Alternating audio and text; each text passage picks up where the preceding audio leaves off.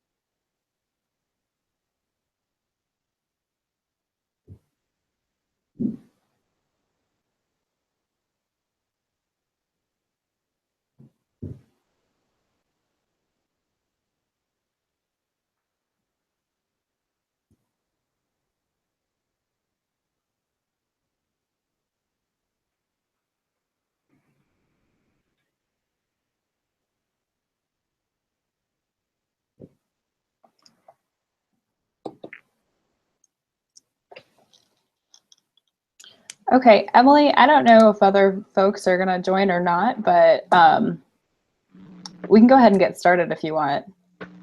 Yeah, that's fine. Can you hear me okay? I can hear you. Sharon, can you hear everybody okay?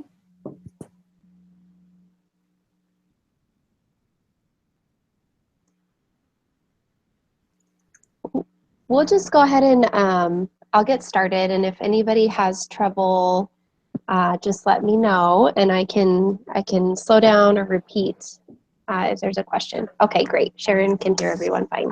Good. Well, Sharon, thank you for joining. Basically, what we're going to do today is review a little bit of the demo that we did last week, and showing kind of how the tool looks to the consumer, and then the back end of the tool, which is where the majority of connector users are going to be active the most.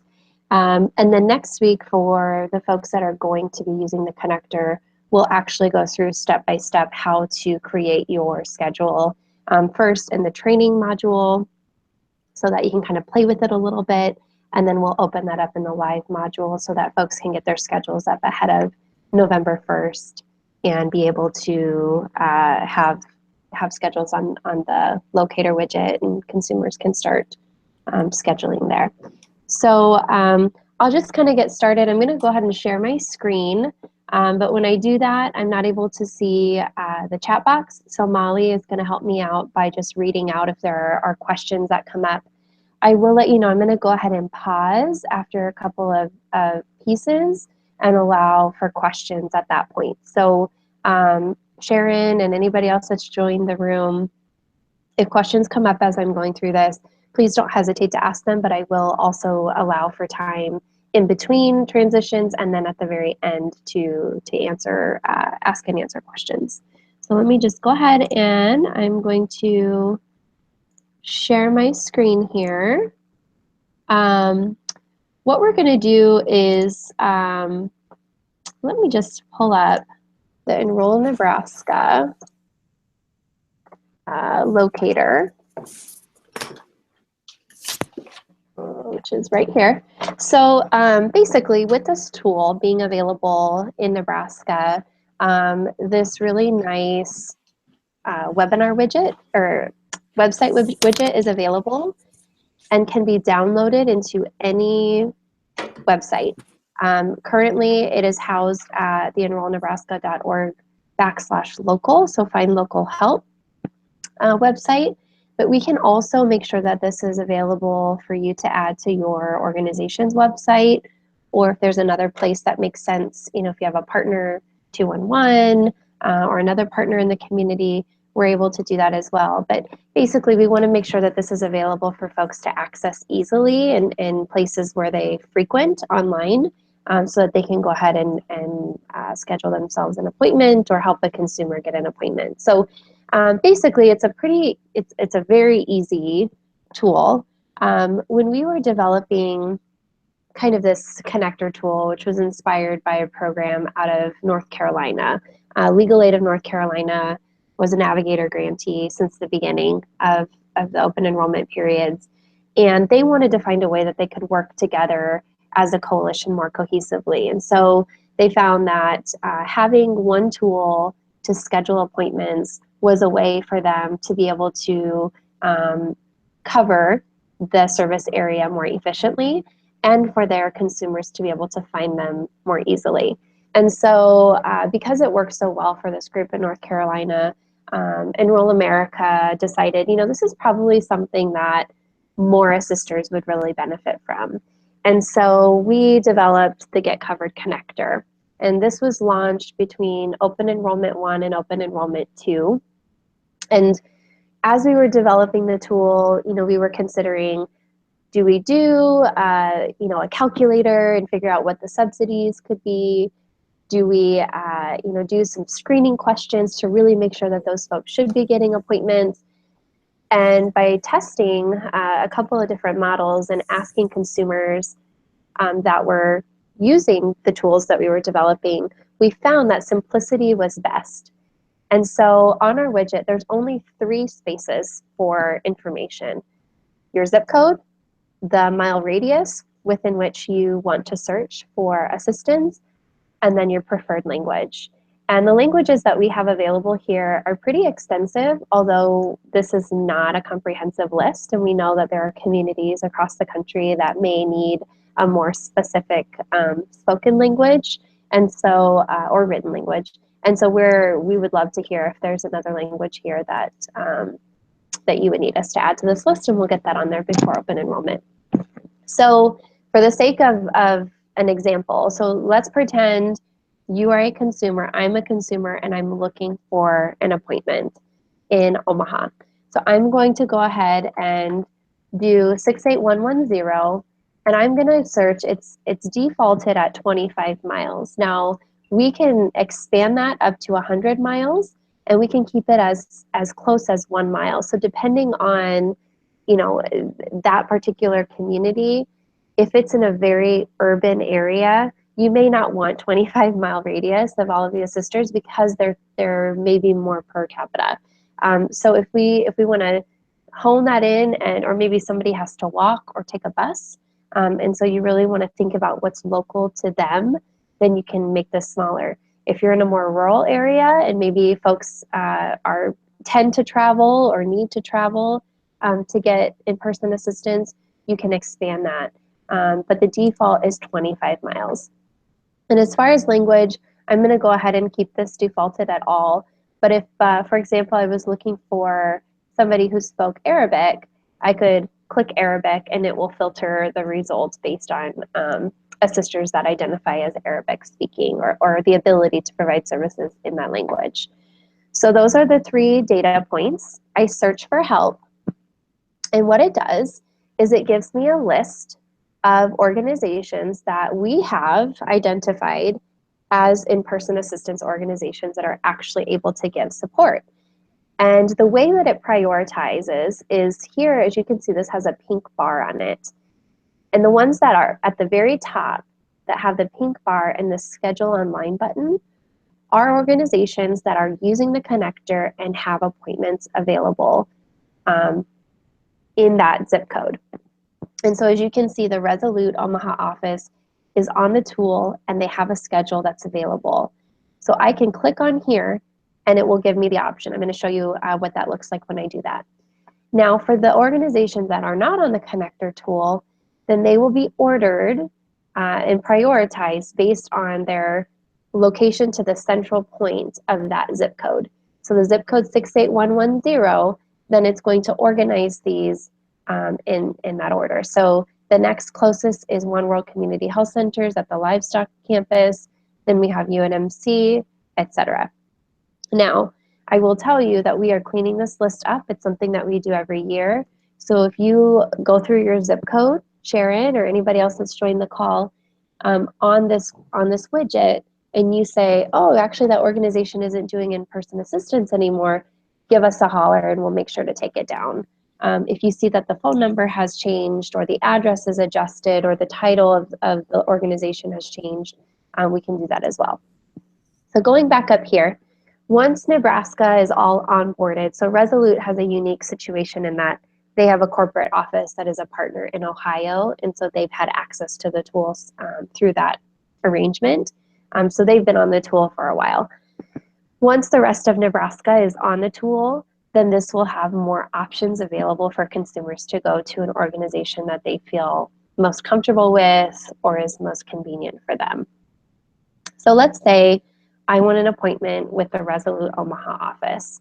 What I do is I schedule online, and here it's going to just confirm the location and phone number that I can call for that particular office. I can also click here and it will take me to a Google map that will show me kind of the cross streets and identify exactly where it is. And here it shows me that they have support for hearing and vision impaired, and they have support for individuals with disabilities. So on here it shows me that I can search for different types of applications. Let's say, for example, this is for me and my family, so I'll default to the individual and family, and then I can search appointments. And then it's going to give me a list of appointments that are available, starting with the most, the next appointment that's available, which would be today at 12:15. So I can search through here. Let's say I'm not available today, but I am next Tuesday, and I want the earliest appointment available. I can select here, and then it takes me to the schedule appointment page. So remember, this is what it's like for the consumer or for folks that are helping consumers get an appointment with you in your office.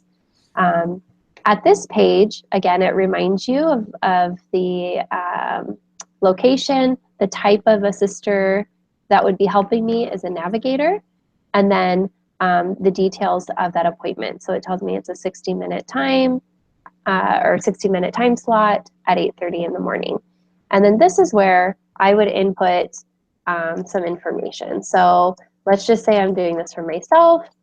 I want to get a confirmation at my work number. Okay, so why do we add this email address and phone number? Number one, the email address is not required. We know that a lot of consumers do not yet have email addresses when they're beginning the process to apply for the marketplace for the first time.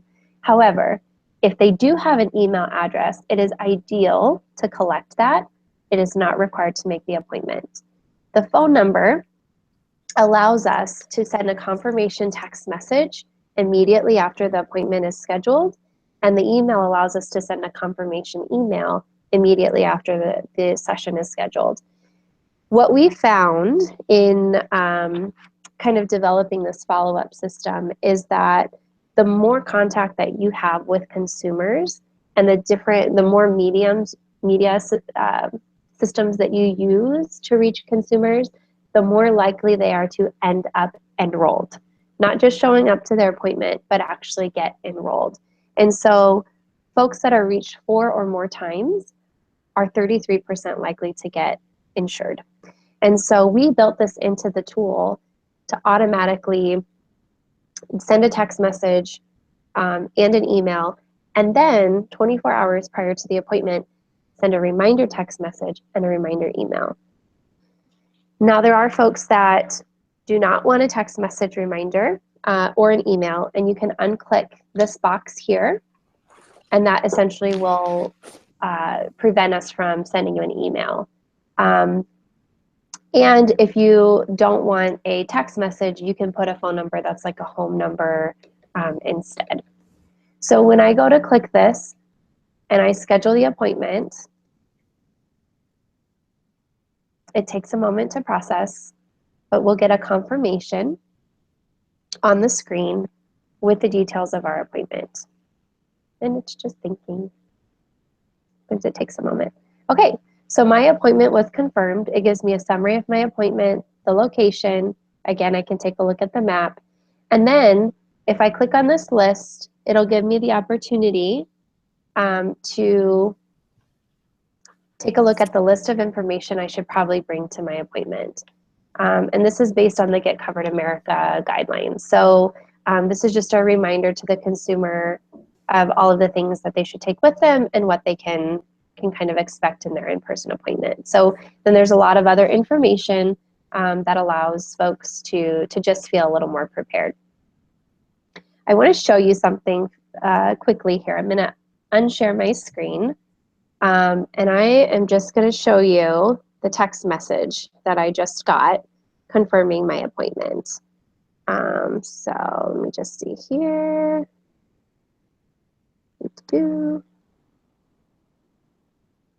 Here it is. I don't know if you can see it, but there is a message there. It's probably reading backwards. But this basically says you have an appointment to get help with your health insurance application. And then it tells me where I can call and the address to go to. So that's how quick it is for a consumer to get an appointment.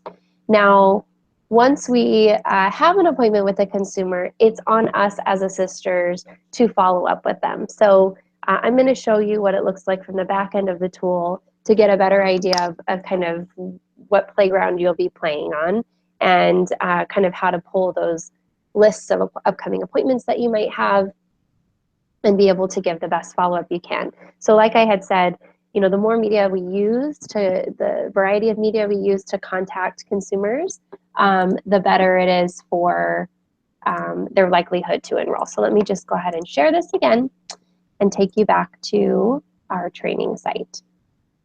So as you can see, I just want to make sure you notice that we have two sites. We have a training site, which is what we call the sandbox, and then we have the live site. So we are going to work from the training site just so that we're not messing with any like live information that could confuse consumers that might be looking for help in the future. And you all will get an opportunity next week to work within the training site as well, and then be able to actually onboard your schedules in the live site so that folks can find you on the widget. So this is the home page for the Get Covered Connector administrative side. And anybody who ends up signing up for the connector, which is free for folks in Nebraska to use, this is being made available through Nebraska Appleseed and some support through Enroll America, so that Nebraska will have access to use this tool. We're really excited about the partnerships that are onboarding already, and if you're on the fence, I'm happy to support any questions you have and help kind of clarify any doubts so that you can make a decision about whether to use the tool or not. So basically what we're looking at here is across the top here we have 5 tabs that you may or may not work frequently in. The admin tab is really for the folks at Appleseed and some of the administrators that will be on site, you know, through CAN or through the FQHCs. But for the most part, the average user will not be needing to go in here. Although there is an FAQ, if there's questions that you have, And there's also on this homepage, you can see this list of manual resources. If you have questions about how do I create my schedule again, or how do I change the message that folks see when they make their appointment, and you can work through here as well. And then I'll show you this at the end as well. There's a YouTube video series that are really interactive and helpful in onboarding as well. So the organizations tab is essentially where the infrastructure for the tool is developed. That's where Appleseed is going to be spending a lot of time in getting everybody kind of input there. We've got quite a few organizations uploaded, and we have some assisters identified as well. On the live side, on the training side, it's a little different, but this is where we can add locations. And locations is where you're actually going to be meeting with consumers. This is where we can add individual assisters. So there will be people that are users that are not necessarily providing in-person assistance, and there will be people that are users that are also assisters. And so this is where we identify who the assisters are in the organizations, and then this is where we can adapt that organization message. And that will go onto the consumer-facing widget. Do we have any questions so far? I didn't stop from the consumer. There are no questions in the chat box. Okay. I invite questions if you have any that come up, but I'm going to go ahead and push through. So when we go over here, this is actually where we're going to spend the most of our time today, simply because this is what is most meaningful to the folks that are on the phone. So in order for a consumer to get an appointment with you, you have to make sure that you have a schedule available to consumers. And so, we showed you what it's like to search for a schedule. I'm going to show you now how to get that on there. So if we can go on here, I'm going to go ahead and go under scheduling and click on schedules. And for the sake of the training side of things, these are some examples in my region of actual schedules that are available. So if I open here, Andre Crombie, he's one of our admins, and he has established a schedule. I'm going to go ahead and click on Manage Schedule. And what this does is it allows me to take a look at all of the schedules that he's made available at some point. So at some point, he decided that he was going to have schedules on Monday and Wednesday, essentially 9 to 5, and Tuesday, Thursday, and Friday in the mornings. So once you've established your schedule, you can go in here and kind of manage those. And I'll show you some ways that you can add and delete those. Something that's really important when you are making a schedule is that it has to be associated with a location. So you want to make sure that if, for example, you are in Kearney, Nebraska, and you are going to be traveling to a small town outside of Kearney, you want to make sure that you have a location in that small town that you are going to be doing enrollment, and ensure that it's uploaded here into the widget. And that's something that your admins will be able to do. So whoever you go to, whether it's Eric or it's somebody in your organization or you, you'll be able to change those locations around. So this is just an idea, kind of a view of what that looks like. Now on here, if I'm Andre, for example, or let's say Sharon has a schedule, you can find yourself, click on Manage Schedules, and it will take you, this is kind of your home base. You can go in here to Update Schedule, and it will allow you to make changes. So let me go ahead and just walk you through actually developing a schedule, and we'll go from there. How about that? I think that might be a little more clear. So we're starting from scratch. I'm going to go ahead and click on this green Add Schedule. So in terms of navigating the admin site, anywhere there's this green button, that's where you can add new information. You add a new assister, add a new location, add a schedule. You can click on here, and we're going to start from scratch. So for the sake of the example, I'm going to say we are going to do a schedule for Andre's enrollment office in Washington, D.C., and that's going to be done by Andre. And the schedule type, here you can identify specifically what kind of schedule it is. If you leave it open, then it leaves all those options available.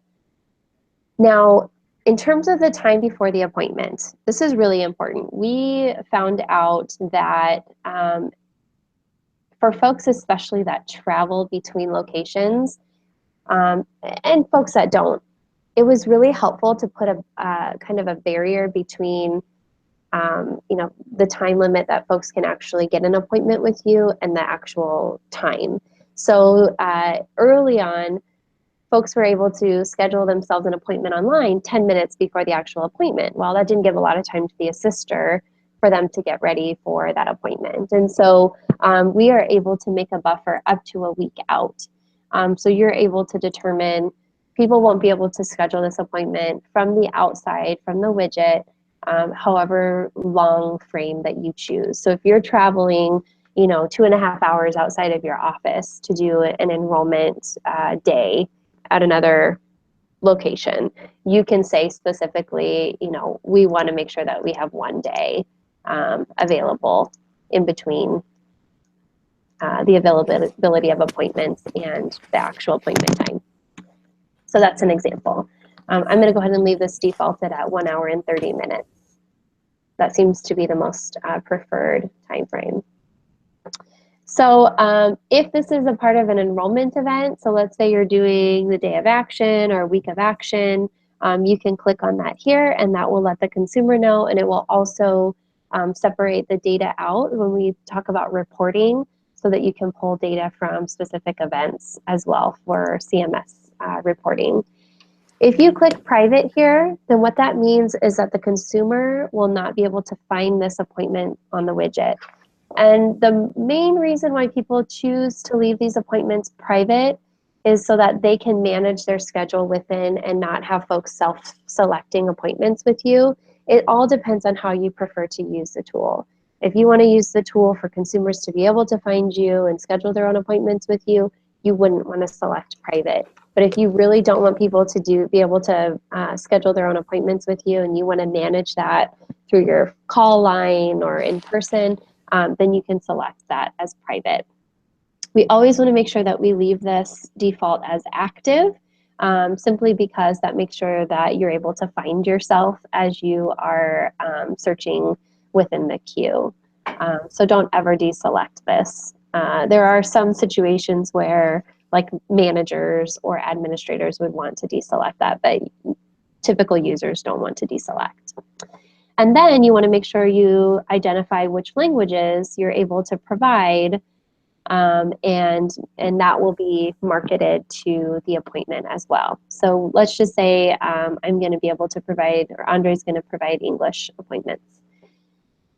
In here, we can identify if there are special accommodations. So if you have support for folks that are vision impaired, hearing impaired, and wheelchair accessible, then you can select those as well. So I don't have translation services for hearing impaired, but let's say I have a special audio that I can provide for people who are vision impaired. And then we would go ahead and create the schedule. Oh, I guess you do need to select that. I apologize. Okay. So here, this takes us to the next page. So this is where we can actually decide what days and times we want that schedule to be available. And what a lot of people do is they break it down between half days because most of us take a lunch hour, right? And so most people will do a morning session and an afternoon session. However, you can just let it run 9 to 5 or 8 to 4:30 or whatever your schedule is, and then go in and deselect and delete certain times for meetings that you typically have, standing meetings or lunches that you take, etc. So here, let's just say I'm your typical 9 to 5er Monday through Friday. I'm going to go ahead and identify this as Andre's assister appointment. I'll go ahead and actually say appointment with Andre. And that will let the person know who's scheduling the appointment that this is with Andre. And we're going to go ahead and open this schedule starting 9 a.m. open enrollment. So we'll say November 1st, and this will go through January 31st. Okay? And I'm going to start at 9 o'clock in the morning, and I'm going to stop at noon. So these are my morning sessions. The length of the appointment is going to vary by a sister and what you feel the time frame that you need. If you typically work with non-English speakers or folks that have certain barriers, you might want to lengthen that appointment a little bit based on what you would like to do. So I think 75 minutes is actually a better time frame, and make sure that you leave spots between appointments. That's something we can tend to forget, just so you have a chance to organize yourself and reset for the next consumer that's coming through. So as you can see, this is only half of my day. So I have the opportunity here to add another session. So this is session number 2, and I'm going to be, let's just say I don't do appointments Wednesday afternoons. So I'm going to do Monday, Tuesday, Thursday, and Friday. And this is, again, appointment with Andre. And I'm Andre today. And this is going to start November 1st. And it's going to go through January 31st. So for the duration of open enrollment. And I'm going to start at 1 o'clock in the afternoon. So that gives me a 1 hour block every day that I don't have appointments scheduled. And I'm going to end at 5 o'clock p.m. And now that doesn't mean that the last appointment will be at 5 o'clock. It means that the last appointment available for the time frame duration that we apply will end by 5 p.m. And again, we're going to do 75-minute appointments with 10 minutes in between. I can also add another session if I want to do, like, for example, I do like a Saturday. I'm going to do a Saturday, just one, let's just say on November, we'll say December 10th, I'm going to do an appointment on Saturday for that deadline. And I'm going to be available from 9 o'clock to noon at that location. And that's going to be 75-minute appointments with 10 minutes in between. Okay, so I'm going to create all sessions. And this is going to update for me. So obviously, this doesn't start till November, so I'm going to have to go to the next month. Let's go to the month view. And you can see those appointments are now available. It's just loading. Let me get that there. Do we have any questions up to this point? Yeah, we do. Okay. Ashley was able to join us, and she has a question. What happens if someone is sick or has an emergency and has to be out that day? Is there something, either like a text or an email or something that can go out automatically to all the appointments and cancel them? Oh, good question. So what you can do for that day, so remember we send a reminder 24 hours in advance. So if it's something that's unexpected, the best process would be whatever like call you typically would make to cancel appointments. I would just have kind of a procedure within your office that everybody follows in the event that there's an emergency and an assister isn't available. Now, a couple of things that you can actually do. You can reassign an appointment to another assister. You can reschedule the appointment through here as well. You can pull a list. So if you have an administrator that can pull a list of all the appointments that you have that day and be able to reach those consumers, you can do that as well to cancel all of those appointments. But in terms of like an automatic text message, that's not built within the tool. Okay. Not from the Enroll America side.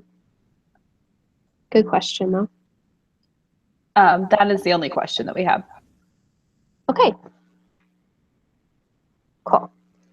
Let me just, I want to show you guys. So like in the event that we need to delete some appointments. So you can see based on the way that I set it up, the way that this calendar is going to look is I'll have a 9 a.m. appointment, I'll have a 10:25 a.m. appointment, and then I'll have a 1 p.m. and a 2:25. So that gives me 4 slots a day. If we need to be a little more productive than that, then you would want to go in and adjust your appointment length. And you can make, for example, your morning sessions smaller and your afternoon sessions longer, or, I mean, you don't have to, it doesn't have to be grouped the way that I showed you. You can add as many types of sessions as you want. So if you want to have 2 sessions that are 60 minutes long in the morning, and then 1 session that's 75 minutes long in the morning, then you're able to make that adjustment as well. But the calendar is automatically going to set those appointments up based on you know, the logistics that we put in there. Let's say, for example, though, on obviously for Thanksgiving, we're going to be closed, for example. Then what we would go ahead and do here, we could click on this appointment and it brings it up. So this shows you, let's see here. Here we go. Let's see here. So when we click on here, it's going to tell me that I can update this. If I open this up, and it will say, let me just do this again. Sorry guys, the training site is a little more wonky than the live site. So let me see if I can, okay.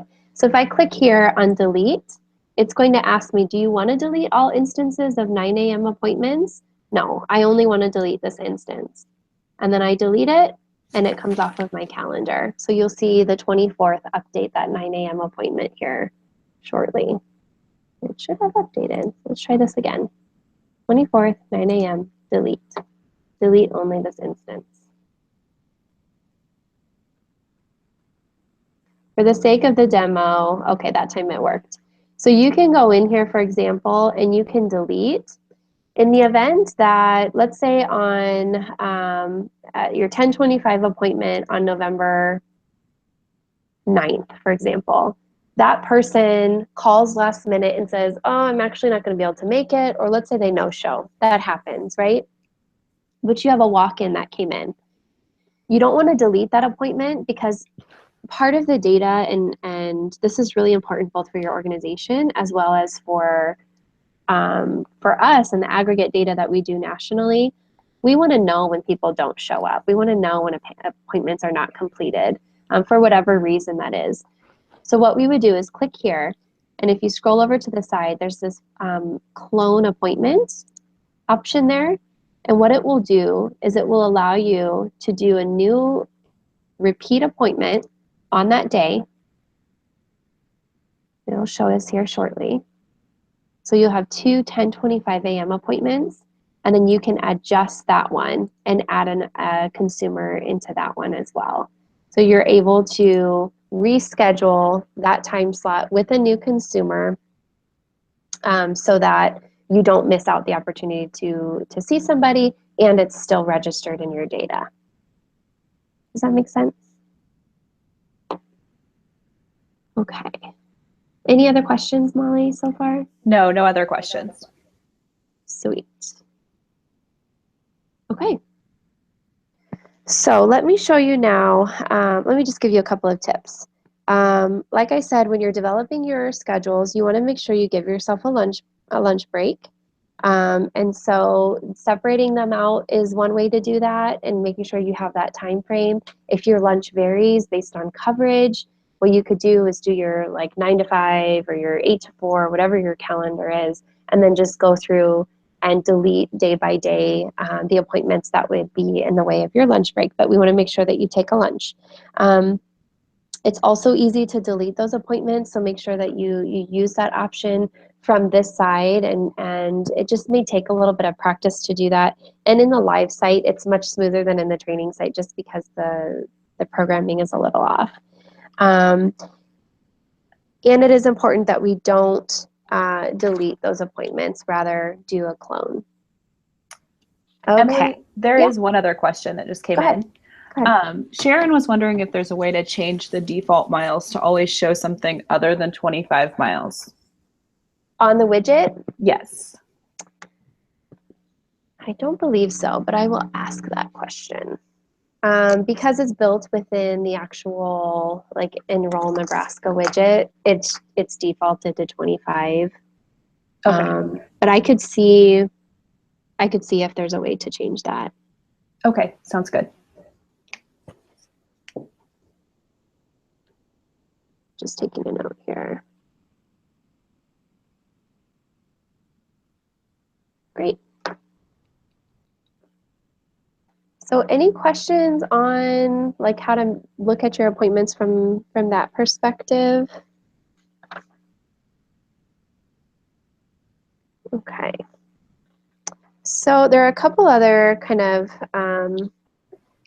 cool features that you can take a look at. So when we're talking about how can I manage my schedule, when we go into schedules here, just want to show you, for example, in Nebraska, let's say there's 100 users. There is a way to find yourself. So if you click on the show filter, hide filter, so over here, you're able to identify by a sister name. So here, if I type in Andre again, it should pull him up and filter that for me. So if I say filter, then, oh, there we go. There's 3 Andre Crumbies here, and I can go ahead and manage the schedule from here. You can also go to locations. And if you go through locations, let's say, I think we talked about Andre's, I'll filter here to find it. Location name, I think it was like Andre's Enrollment Center. We'll go here, right? And I can click on calendar here. Then I can look by location at all of the appointments that are available. And this is actually really beneficial to like program managers or folks that have multiple assisters in one, or doing outreach in one location, whether it's 2 assisters from different organizations that go to the same library and are working together at the library with different shifts. It's also for people within the same organization that are doing enrollment on site. It's a good way to line up all of the appointments that are available. And once the system is completely uploaded and everybody's schedules are there, there'll be really rich information to play with. In the testing side, it's not so rich just because they're fake appointments. Was there a question here? No, just echoing if they were able to change the default, that would be helpful for some of the rural areas. But okay, perfect. No questions. Just looking through the chat box. Great. Okay, so let's continue. So then these are the different ways that you can see and manage schedule. So from here, you can see that this lists Andre Crombie, but if, like, for example, Molly had a schedule here, Emily had a schedule here, you could click on any of the individual assisters and manage their schedule from there. So I'm just going to click on Manage Schedule to allow me to, let me just see here. I can go in and edit the schedule as well from here. So if you want to change that time frame that people can schedule themselves with you, you can do that here as well. I think for the purpose of the time that we have today, I'm not going to get into too much more. Let me go back home here. I do want to show you how to do an outreach event. And because this is such an essential part of what navigators do, and it looks like Sharon and Ashley are the folks on the line, you're both navigators. I do want to show you how you can go ahead and create your event. So again, this green button, you click on Add Outreach Event. Here you can name it, let's say it's the Enroll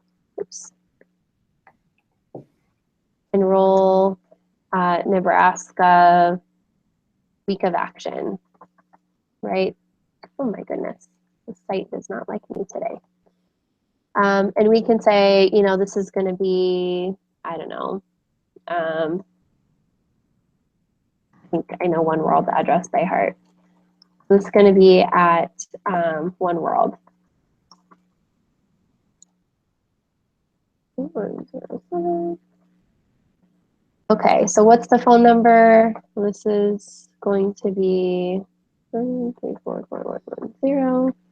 Okay, The event time or the date is going to be the October 24th, and it's going to end October 24th. We'll say this is at noon. It's going to end October 24th at 5. And this is going to be an education event. Okay, and here I can just type out what that event was about, any organizations that were there. So we're just going to say Andre Crombie Enrollment Assistance was there, and so was the Cover Kansas Navigator Project. And the assisters were Andre and me. Okay, so in here we can then list the number of consumers that we targeted. Let's say we wanted 100 people there. We didn't start any marketplace applications because it's not open enrollment, but there were 50 people that had questions, and it was really focused on Latinos. And then here, the point of contact was me.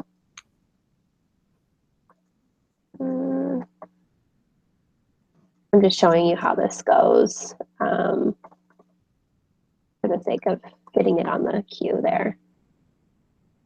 We have now completed the CMS reporting requirements for this event, and then we can get into a little more specifics if we need to. And then here, we're able to share or capture some consumer stories, obviously with consent. And then this will be available for reporting, and you can go back in and you can edit it. So let's say you establish the event, but you don't have the data quite yet. You can start it, and then you can go back in and you can edit it. But then this will show up in the actual reports. So let me just see if I have this. Okay, so the training site isn't going to let me do a report on this, but I will show you all on the live site next week on how to manage and pull your reports. So Emily, there's a question about something you just spoke about. So okay, go ahead. Can you?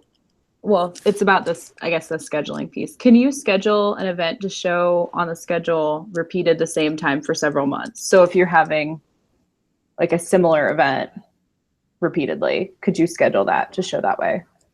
You could. The only thing is that we don't have a way to say like the second Tuesday every month, for example.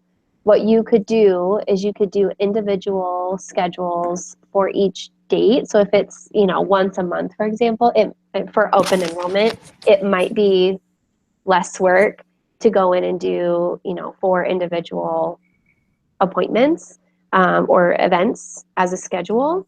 Than to say, every Tuesday at this time, I'm going to have this event scheduled and then go in and try to delete all of the other events. Does that make sense? So no, there's not a way to say, just one Tuesday a month or, every 15 days kind of a thing with the scheduling system. But typically, because if it is just an open enrollment thing, it's just easier to do a couple different inputs. It's really easy to do those schedules. Okay. No other questions right now. Okay, I'm going to stop sharing and just want to open this up for just some conversation. Sharon, it looks like all your questions were answered. It looks like Ashley agrees that being able to adjust that is helpful in terms of the mile radius. And I'll look into that and see if there's a way to default, at least on different websites. So if for like your organization's website, if that can be defaulted through the widget, my understanding is that it's defaulted at 25 miles, just as kind of a happy medium. But yeah. It looks like we also have Rusilla from Resolute that's joined as well. Hey, Rusilla. So Rusilla, if you have any questions, feel free to put them in the chat box. I think Rusilla has had some experience with the tool as well. So, I mean, if you have any feedback or things, tips that have worked for you that you'd like to share, feel free to share that as well. I wanted to make sure we had enough time, and my testing site is a little wonky today, so I apologize. I wasn't able to kind of get into the detail that I wanted to show you. But next week, so kind of the next steps. We need to know for those of you that are going to potentially be using. How did I start the presentation, Ashley? I can close it out by showing that again on what the consumer can do to get an appointment with you. So basically, if you're interested in using the tool, like I said, this is being made available to Assisters in Nebraska for free. Eric is the state administrator. He will be allowing or giving permissions to organizations that are interested. Right now, it's very open. We have 100 logins, and I think so far we have about 15 or 20 people that have confirmed that they want to use the tool. Next week, we are going to be doing an in-person onboarding at Charles Drew in their fitness center.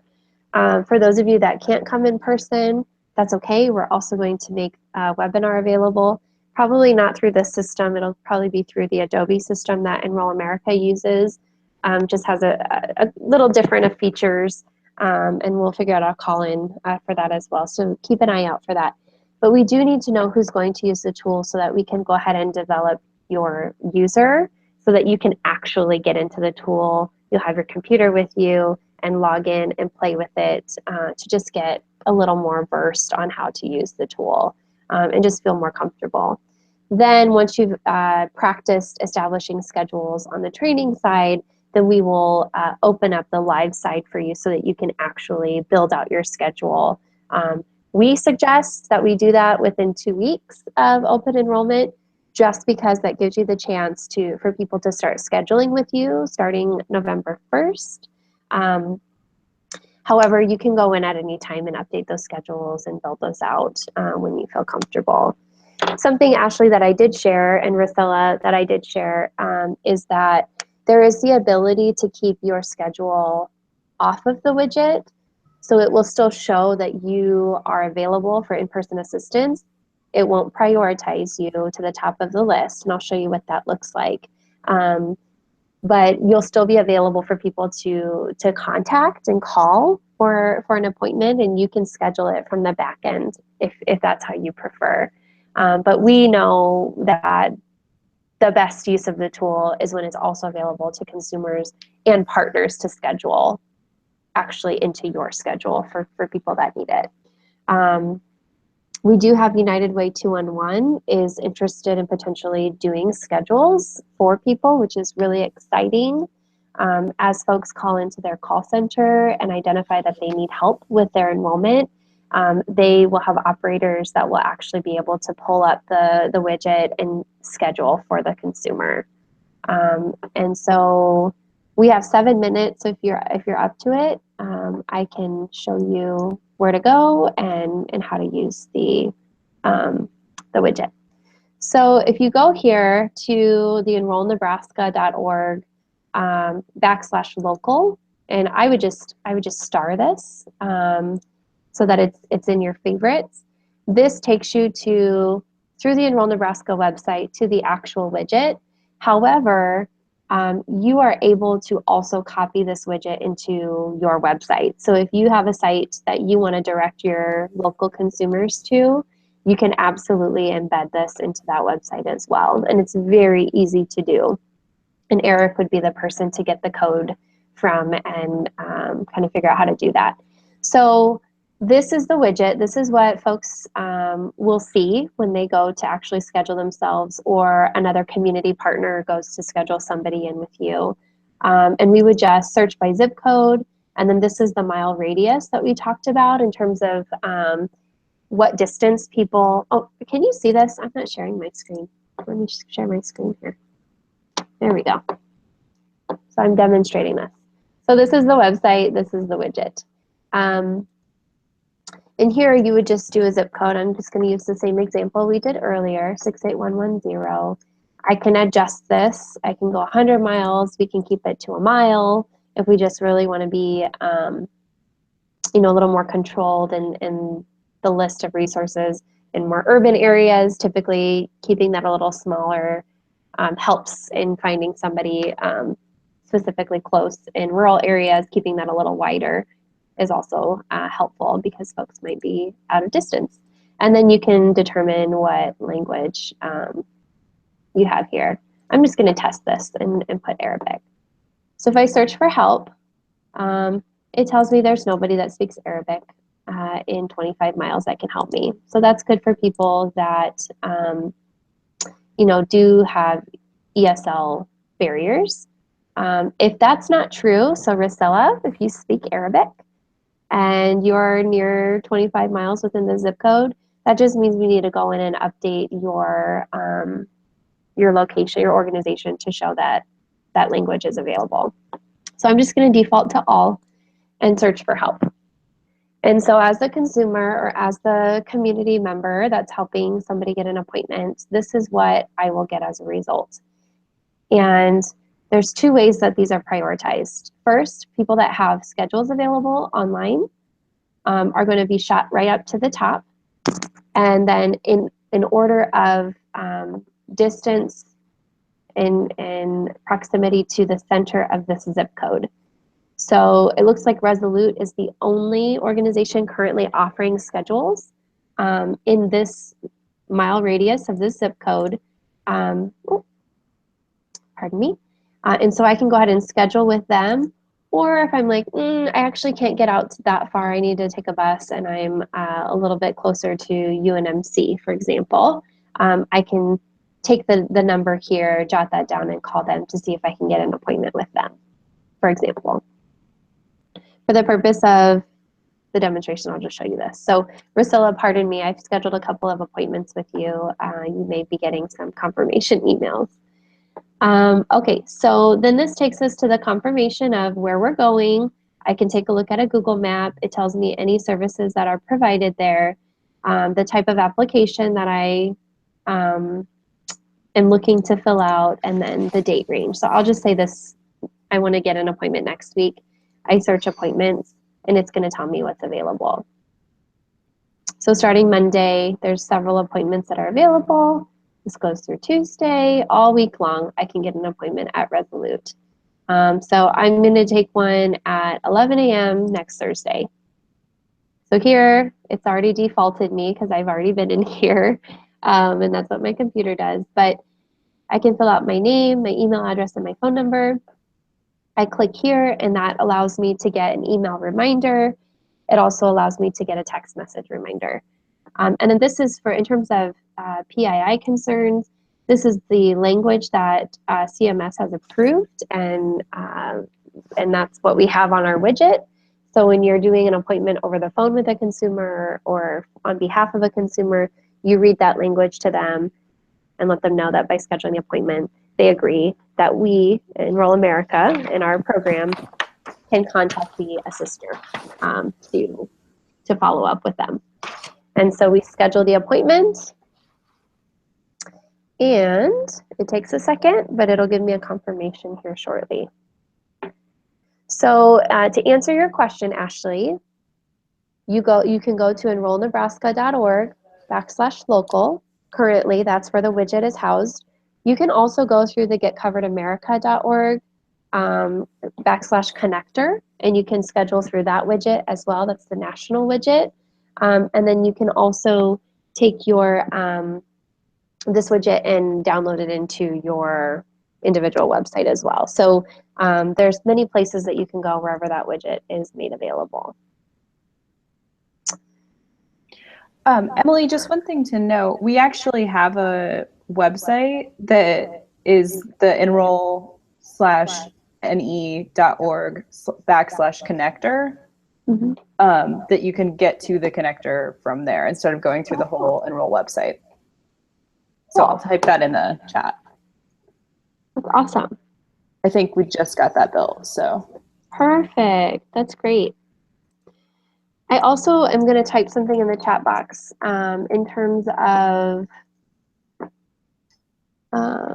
where you can go to just kind of play around and learn a little bit more about the features of the connector. In the meantime, if you're still on the fence, we have a YouTube video series that just walk you through how do you set up a schedule, you know, what are the reporting functions, and that's as recent as this summer. So it's very up to date, and it looks like what our actual tool looks like, with the exception of a couple of upgrades that we are still rolling out in terms of reporting. But for the most part, everything you need to know is going to be either at this admin page, which you'll have access to once you become a user, and on the YouTube site. But you're welcome to go to the YouTube site right now and kind of play around with that.